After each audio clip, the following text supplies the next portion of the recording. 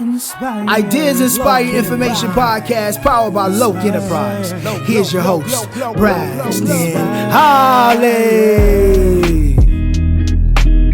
Ladies and gentlemen, welcome to another episode of yet again your Friday Fitness Fix. You're here with me, of course, and your trainer. Yes, sir. What's going on, bro? What's up, man?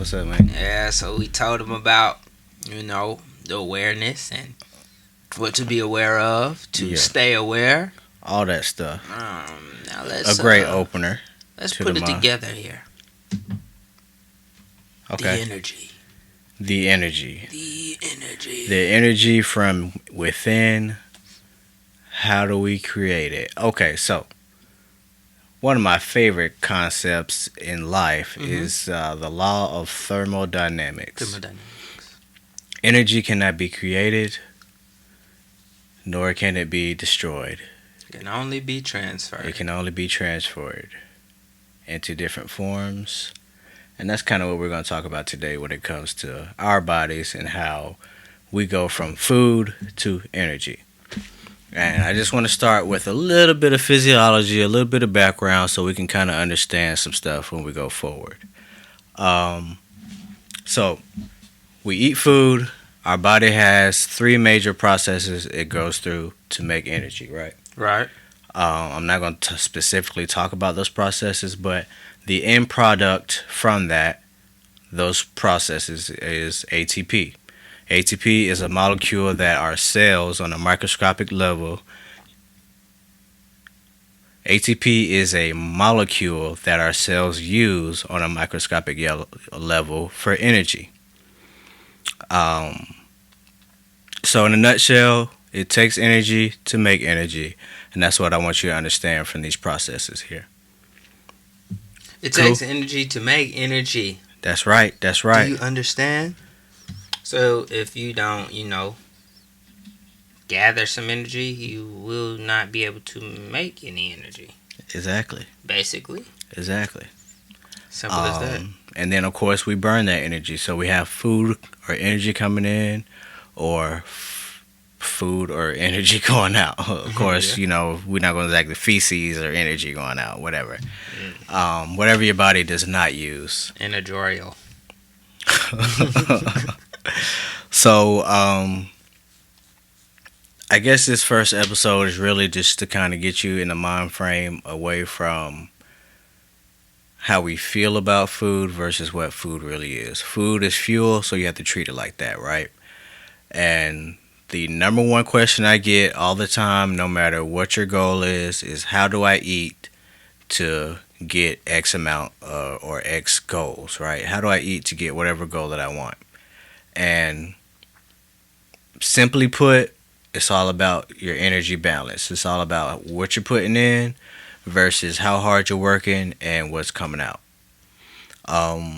So let's talk about a few things that may kind of affect your energy balance negatively to where you won't achieve your goals, so to speak. That makes sense? Yeah, it makes complete sense. So are you using your body to its full potential? Is your body as efficient as possible, so to speak? Is it as optimally tuned as you can tune it? Right, because it can become out of tune. So, for instance, I like to use this analogy. For instance, you have a hormone in your body called insulin. We all know, or it's pretty common knowledge that insulin is responsible for taking sugar out of your blood, or telling your cells to take the sugar out of your blood so it can be stored. But of course, if you're eating McDonald's all the time, a bunch of ice cream and all kind of other sugar and excess, your cells are going to be kind of overloaded, so to speak.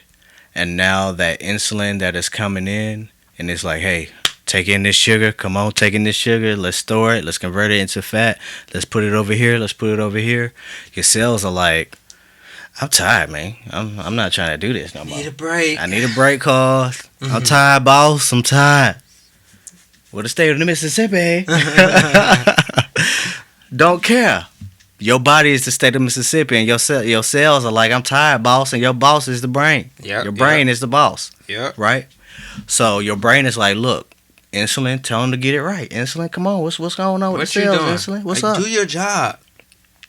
The cells is like, look, man, y'all put too much on me. I don't know what's going on up there. Tell them to stop eating all that sugar. I can't handle it.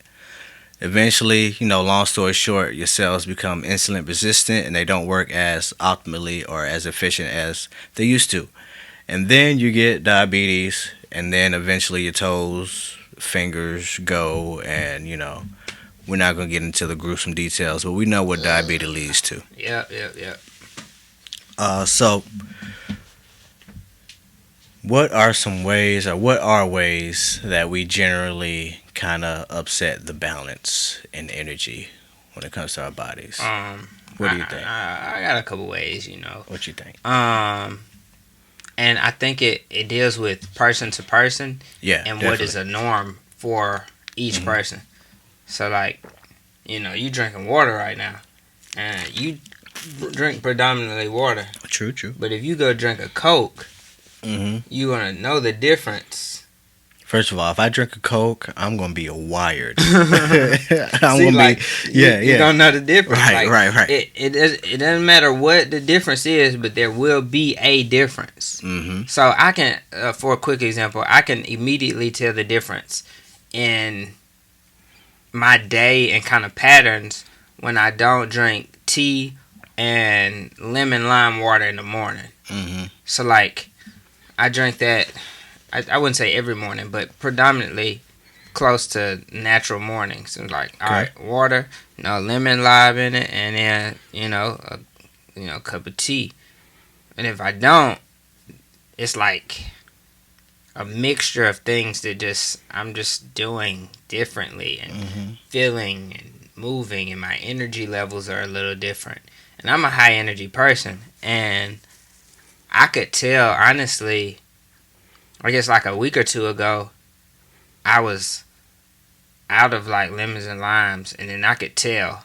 And then when I was out of tea, I could tell, but then when I had it, I was like, oh, all right, let's go. But then it was like, all right, so what I'm supposed to do is just drink normal water? Which, yeah, I drink normal water, but it's right. This is what I do in the morning. So yeah, my energy levels kind of fluctuate off a simple concept of, the fluids I put in. Yeah, and that happens. And I think a lot of people aren't really aware of what their body is doing or the differences throughout their day and how their body responds. Mm-hmm. So that's actually very good that you can kind of notice those differences, because not everybody can. Thank you, trainer. You're welcome.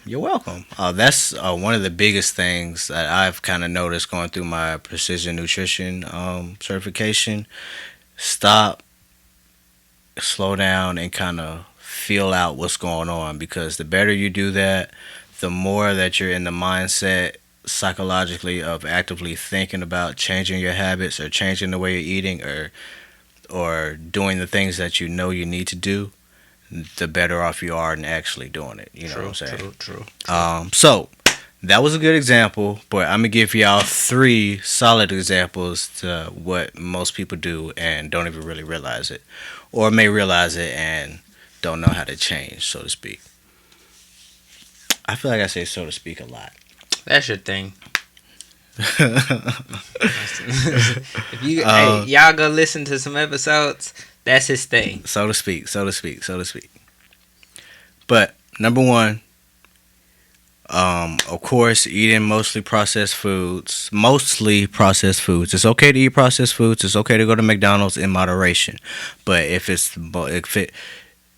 processed foods consist of your diet, if your diet consists mostly of processed foods, then your energy balance is most likely off. 1, it's not good for your body. Imagine someone saying, hey, I'm going to inject this food with some sort of man-made chemical or chemical to make it last longer so that I can sell more of it. That stuff is on your ingredients. Y'all check those out. Is that going to make you want to buy it and eat it, or not want to buy it and eat it? I don't want no part of it. Hopefully you said, I don't want that shit. Hopefully you said that out loud, real loud. I don't want that shit. Yeah. Because they are actively injecting hydrogen ions into our food so that it lasts longer. More sodium helps it last longer, and all kind of other man-made additives that our body and our brain can't really. It's not made for. Yeah, it's not made for it, and our brain is like, what the hell is this? I'm just gonna make it turn into fats. Since I don't know what it is. You know what I'm saying? That's the trash. Yeah, right. So eating processed foods in excess obviously isn't good for you, and we know why.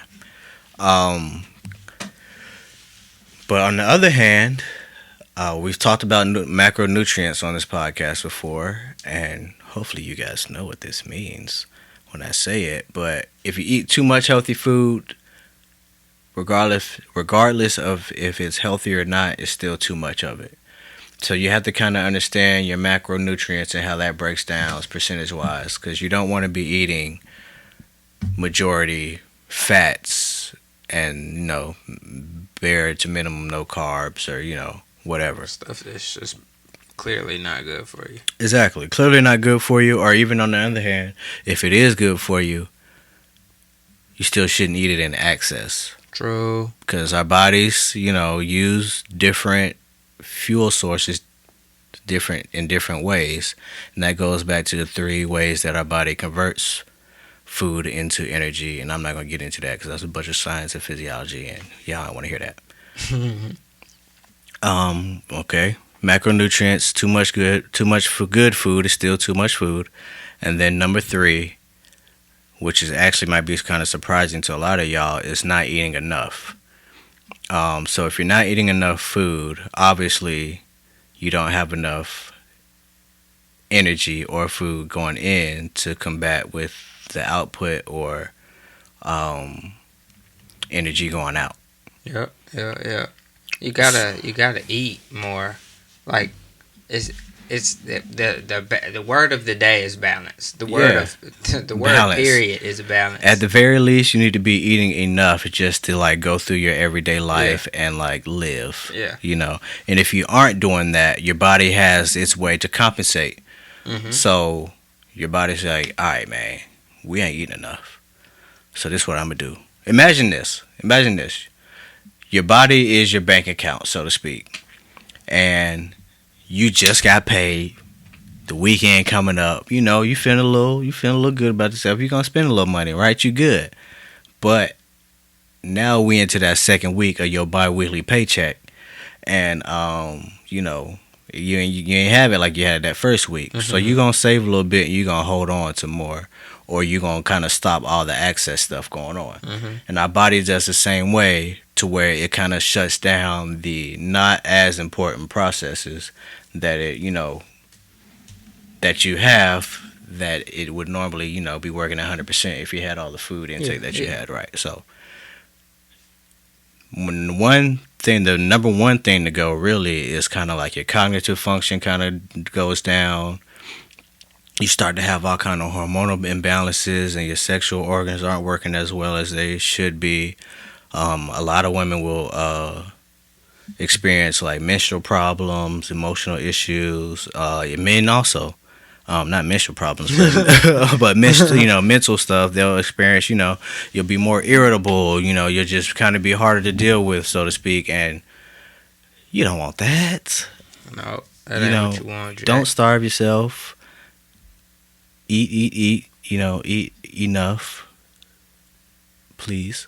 And if you want help with trying to figure out what exactly it is, how much you need to eat, how much you don't need to eat, you can try it on your own and go back to the concept of slowing down, eating, and thinking about what you're eating, how the food is making you feel. And at some point you'll stop, you'll take a big breath, and you'll realize that, damn, I'm full right now.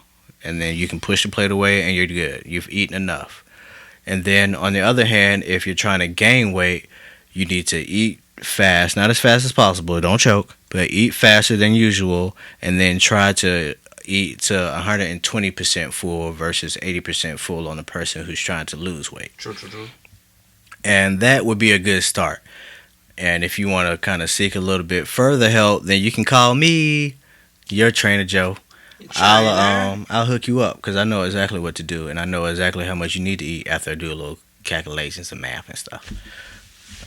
Personal is the key word in that. Personal. You got trainers, then you got personal. Exactly. He just told you he was personal. Exactly. Straight up. My goals are your goals, and we're gonna do this together. Team effort. That's the way. Hey, teamwork made the dream work. Okay, so I kind of told y'all what's wrong with y'all and the problems. I'm sorry. What's wrong with us and the problems that we go through in our daily lives as far as energy balance. Mm-hmm. But like Braxton said, energy is all about a balance. Let's talk about some more science real quick. RMR. Resting metabolic rate. Relates to your metabolism and how hard it's working. With me just sitting here looking at the camera and not doing anything like this. That's my RMR, right? That essentially is the energy that's going out.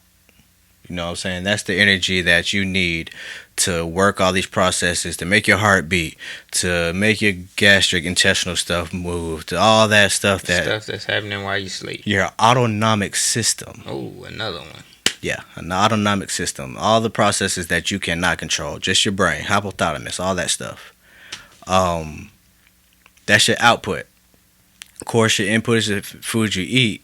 But, we're doing more than just sitting here looking at this camera. We're moving. We're jumping up and down. We're running sometimes or walking sometimes. I hope you're jumping up and down, running and walking because that's good exercise. And, and so that makes our RMR or not. So, no, that's no longer our RMR because we're not resting. That's just our metabolic rate at that point. Your MR. Yeah, your MR. There's a word for it, but it's out there somewhere. I got to bring it back. So it's an energy balance. So you need to eat in respect to how much you're putting out. How do we do that? The best way to start is thinking about how you're eating. Take that process, that concept we talked about, slow it down, and then think about what you're eating. What kind of fuel are you putting in? Don't treat your body like a hoopty. Treat it like a Ferrari. Put that top-end fuel in to put that high-end fuel in your body rather than that cheap-ass gas down the street. He said put the 93 in and not the 87. There you go. Yes, that's exactly what I'm trying to say. Appreciate that. Eating whole foods, fruits, veggies, lean proteins, beans, legumes, whatever. That's your way to go. Processed foods, like we talked about in the past, isn't the best way to fuel your body nutritiously or like get the goals that you are striving to do. That also goes for like canned vegetables and stuff. That stuff has to sustain in the can. So yeah, that stuff is processed also. Yeah. Not as bad as like candy. Yeah. But it's levels to stuff, but it's a little less processing that has to happen, but it still has to be able to survive. Fresh in that can section. Natural stuff that has not been altered by man at all. The part of the grocery store that's low-key the smallest that water sprays out on stuff. That's where you want to be. Exactly. That's where you want to be. And also, there's this big misconception about beef, pork, and meats, period. If you eat it in moderation, according to what kind of macros you need, according to the goals that you want, or the goals that you want to achieve, grass-fed, all-natural pork, beef, whatever, is okay. I was talking to a lady who said that beef and meat just is inflammatory to her, and she doesn't like it because X, Y, and Z. But she was buying that, hormonal shot up chicken and stuff like that, which is kind of hard to decipher from the good stuff. So you really need to think about where you're shopping more so than what you're picking up when you're shopping. Yeah, and don't eat a whole bunch of it. Yeah, exactly. You can go a meal or two without having meat. I think like in this day and age, people always feel like they have to have meat with whatever they're eating anytime they're eating. For sure. You don't have to eat meat every meal of every day. And meat is not the only source of protein. No. Now, granted, depending on your goals, like you're probably going to, like, I wouldn't say have to eat meat, but let's say you're a vegetarian and you're a weightlifter at the same time. It's going to be real hard to eat the protein needed in veggies versus the protein needed in meat. You know what I'm saying? Whatever your protein content is, let's say I need 150 grams of protein every day. That's going to be a lot less meat versus vegetables. You know, you're going to have a big old pile of vegetables here and like a steak right here. You know what I'm saying? So, you know, you're going to have to eat a whole lot more to get that protein content, which is probably going to throw off your macros also because you have carbs and fats that are also in that back food. to that word, balance. Balance. And I know it's confusing. I make it sound simple, but I'm still confusing the hell out of y'all maybe because I'm confusing my damn self. So just, you know, good food all the time, processed, not so healthy stuff in moderation, and always actively think, is this helping me towards my goal or is it hurting me towards my goal? And if you can ask yourself that question and answer it every time, then you know what decision you need to make. Yeah. True. And I believe that is a wrap on episode 1. So we talked about kind of like what energy is, how to kind of get around, you know, certain aspects of why we may not have the best balance in energy. I want to talk about how to use your energy to its full potential. Now we know it's a balance, but how do we use it? How to use that balance? We're going to talk more and more about RMR and stuff like that next week. But, yeah. That sums it up. DJ has basically explained to you, you know, your energy, how you intake it, how you extake it, you know. It is what it is. If you don't put in the right things, you won't get the right things out. You know, result is made off of, you know, persistency and consistency. You know, consistency is the key to change. All the things that we always say here on Ideas Inspire Information. I don't even know what else to tell you other than, you know, subscribe, like, and comment, just so we'll give some feedback from you and your thoughts, and combined with our thoughts, creates a conversation. I do like talking about this science and stuff, so if y'all want to know about like adenosine triphosphate,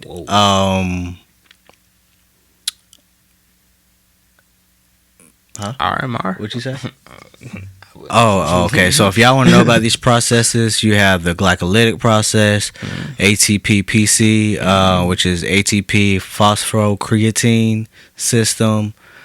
And then there's another one too. So if y'all want to talk about this stuff, let's do it. If you're exercise phys major or something like that, let's chat. Maybe he should have been a scientist, guys. No. Well, that was good. We'll break it down some more for you next week. Glad to have you this week. Until then, peace.